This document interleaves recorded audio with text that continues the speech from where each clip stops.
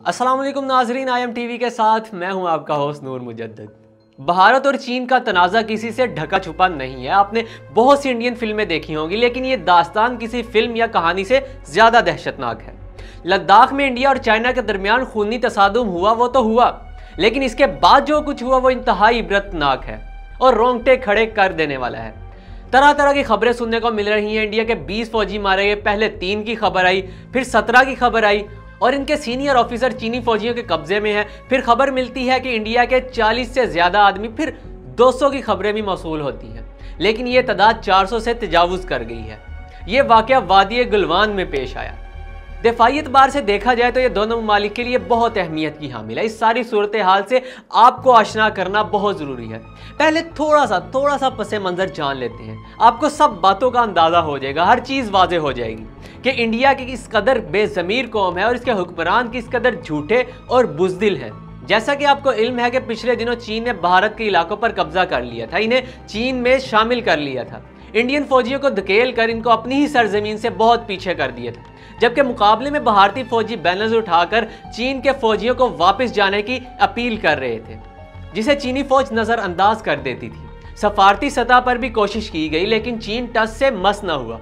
आखिर में 6 जून को एक आला फौजी सतह की फ्लैग मीटिंग रखी गई, जिस पर इंडिया को बहुत उम्मीद थी कि भारतीय फौजी अफसरान इस मीटिंग के दौरान मिन्नत तरला या धौंस धमकी से चीन से कुछ इलाके छुड़ा लेंगे, ताकि मोदी की जो मिट्टी पलीद हो रही थी इसमें कुछ कमी हो सके और भारतीय अवाम से मजीद झूठ बोलना मुश्किल हो रहा था।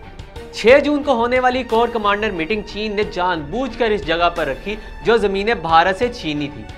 भारत की तरफ से लेफ्टिनेंट जनरल इस मीटिंग में गया था, जबकि चीन ने इस जूनियर जनरल को भेजा था। 7-8 घंटे तक जारी रहने वाली इस मीटिंग में चीनी फौज ने 1 इंच भी जगह ना छोड़ने का इरादा जाहिर कर दिया। अब भारतीय जनरल हजारों नक्शे लेकर गए थे और चीनी अफसर को समझाने की कोशिश कर रहे थे कि जनाब ये इलाका हमारा है, आप यहाँ से पीछे हट जाएं, लेकिन चीनी अफसर ने एक ना सुनी और यूं ये मीटिंग बिना किसी नतीजे के खत्म हो गई। अलबत्ता एक बात पर दोनों तरफ से इत्तेफाक हो गया कि दोनों फौजें अपने बॉर्डर से 1-1 किलोमीटर पीछे हट जाएंगी।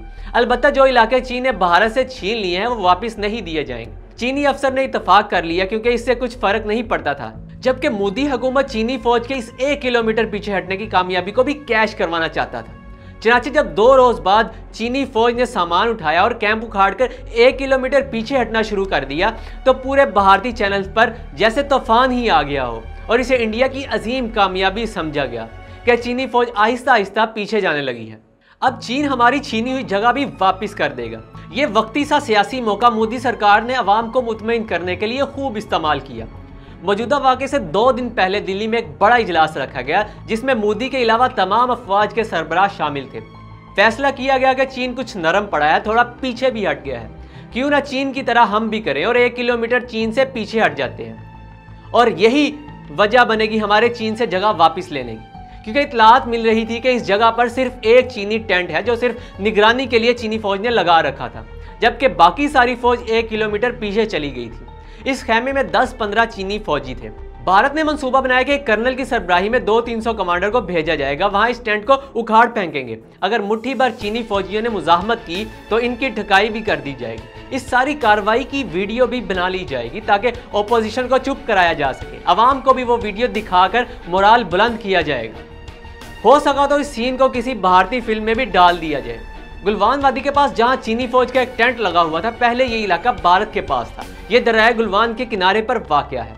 इसे भारतीय फौज पेट्रोल 14 कहती है। सोचा ये गया था कि पेट्रोल 14 तक कब्जे के बाद हर चैनल पर शोर मचा देंगे कि भारतीय फौज से चीनी फौज को बदतरीन शिकस्त दी है, अपनी जमीन भी छुड़ा ली है। बस ये नहीं बताना था कि कितनी जमीन छुड़ाई है, बस छुड़ा ली है का राग अलापना था। चीनी फौज का ये एक टेंट उखाड़ने का टास्क कमांडर ऑफिसर कर्नल संतोष बाबू को दिया गया। संतोष बाबू 200 से ज्यादा फौजियों को लेकर पेट्रोल 14 पहुंचा। वो और उसके फौजी डंडों से मुसल्ला थे, जबकि चीनी फौज जो उस वक्त -2 डिग्री सेंटीग्रेड की सर्दी में अपने टेंट में सो रहे थे, वो बिल्कुल गैर मुसल्ला थे। यहाँ एक बात जहन में रहे कि 45 साल से इस लाइन ऑफ कंट्रोल पर कोई गोली नहीं चली, 1975 से लेकर अब तक। तो यहाँ दोनों ममालिक ने कानून बनाया हुआ है कि असला कभी इस्तेमाल नहीं करेंगे और दूसरा, एक दूसरे के इलाके में दाखिल होते वक्त सफ़ेद झंडा लहराकर जाना पड़ेगा। अब भारतीय फौज तो अपना इलाका वापस लेने गए थे और वो भी जंग के जरिए। चनाचा कर्नल खुद तो पीछे रहा, अपने 50-60 फौजियों को डंडों वगैरह से मुसल्ला करके इसने आगे भेज दिया। इन फौजियों ने हमला करके चीनी फौजियों को मारा पीटा और इनके टेंट को आग लगा दी। चीनी फौज इस वक्त थोड़ा सा पीछे चले गए, जबकि भारतीय फौज वहीं पर कामयाबी का जश्न मनाने लगे। ये इनकी सबसे बड़ी गलती थी। उन्होंने चीनी फौज से पंगा लिया था। अब इनको वहां से या तो भाग जाना चाहिए था या फिर मजीद भारी तादाद में फौज मंगवाकर कब्जा कर लेना चाहिए था, लेकिन उन्होंने ऐसा नहीं किया। बल्कि जो पीछे कर्नल के साथ रह गए थे वो भी फतह का जश्न मनाने पेट्रोल 14 के मुकाम पर पहुंच गए। अब वहां 200 से ज्यादा भारतीय फौज जश्न मना रहे थे। भारत में मोदी को बता दिया गया कि फौज ने जबरदस्ती कामयाबी हासिल कर ली। दूसरी तरफ वो 15-20 चीनी फौजी जो मार खाकर चले गए थे, उन्होंने अपने कमांडर को इतला दी कि इनके साथ भारतीय फौज ने क्या किया है। अब रात आधी हो चुकी थी, लेकिन चीनी कमांडर ने सुबह का इंतजार करने की बजाय उसी वक्त हिसाब बराबर करने का फैसला किया और यह फैसला बाद में भारतीय फौज के लिए एक इबरतनाक मिसाल बन गया। चीनी कमांडर ने ऐसी सूरत हाल से निपटने के लिए एक छितरोल दस्ता तैयार कर रखा, क्योंकि वहां पर गोलियां चलना तो अलाउ नहीं था। ये लोग तकरीबन 1000 की तादाद में, ये मार्शल आर्ट्स के माहिर और इंतहाई खूनखार थे। इनको गन की बजाय बाकी हर किस्म के हथियारों की खास तौर पर तरबियत दी गई। इनके हथियार लोहे के राड, लकड़ी के ऐसे डंडे जिन पर कील लगे हुए थे और कांटेदार तारें लिपटी हुई थी।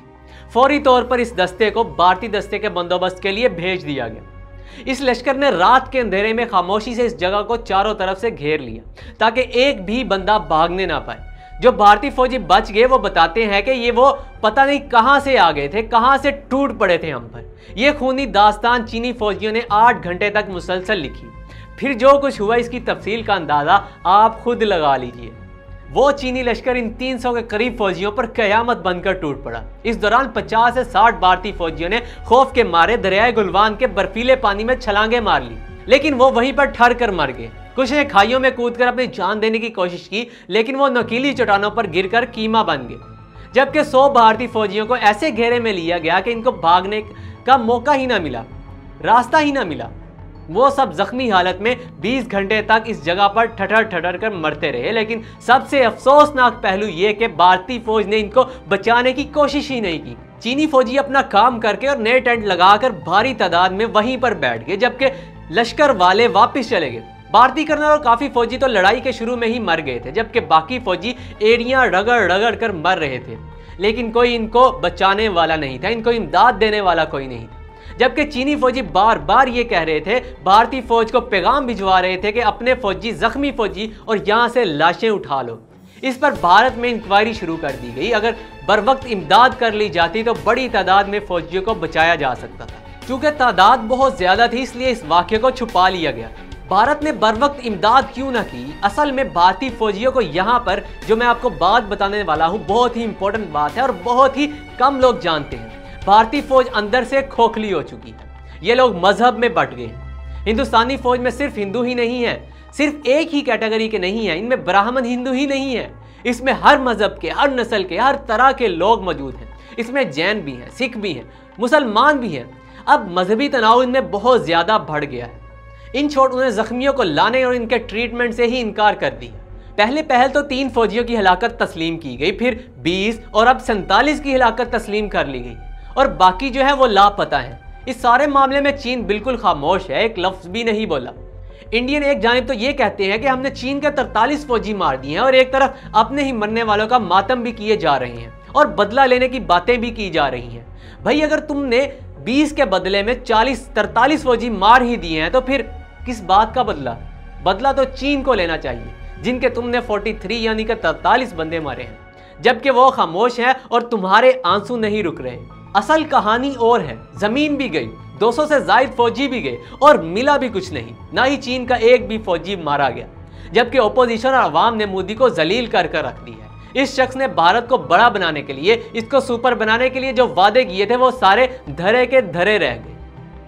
अब दूसरी तरफ देखें तो नेपाल जैसा छोटा मुल्क भी भारत को आंखें दिखा रहा है।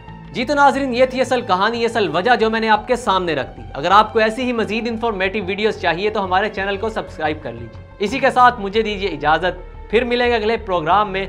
अल्लाह हाफिज़। अगर आपने अभी तक हमारा चैनल सब्सक्राइब नहीं किया है तो फौरन इस सब्सक्राइब के बटन पर क्लिक कर दें और साथ ही बने बेल आइकन पर भी क्लिक कर दें ताकि हमारे चैनल की तरफ से आने वाली तमाम लेटेस्ट अपडेट्स आप तक बर वक्त पहुंच सकें। बहुत शुक्रिया।